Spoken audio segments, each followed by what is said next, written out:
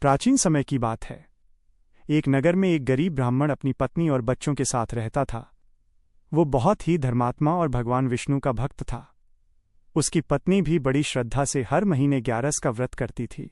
घर में गरीबी इतनी थी कि कई बार भोजन तक नसीब नहीं होता था, लेकिन फिर भी दोनों पति पत्नी भगवान का नाम लेना नहीं छोड़ते थे। एक दिन ब्राह्मण की पत्नी ने कहा, स्वामी, कल 11 है।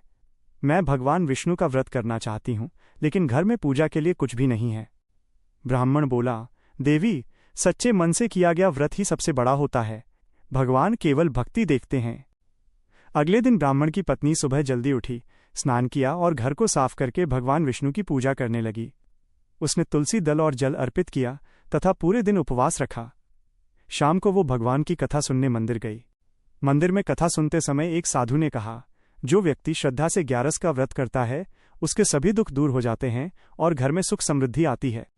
यह सुनकर ब्राह्मण की पत्नी की श्रद्धा और बढ़ गई। उसने पूरे मन से भगवान विष्णु से प्रार्थना की, हे प्रभु, हमें धन नहीं चाहिए, बस आपकी कृपा बनी रहे। भगवान विष्णु उसकी सच्ची भक्ति से बहुत प्रसन्न हुए। उसी रात भगवान ने नगर के राजा को स्वप्न दिया और कहा, नगर में रहने वाले उस गरीब ब्राह्मण की सहायता करो, वो मेरा परम भक्त है। सुबह होते ही राजा स्वयं ब्राह्मण के घर पहुंचा। उसने ब्राह्मण को बहुत सा धन, अन्न और वस्त्र दान किए।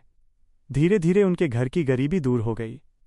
परिवार सुखपूर्वक रहने लगा, लेकिन उन्होंने कभी भगवान की भक्ति नहीं छोड़ी।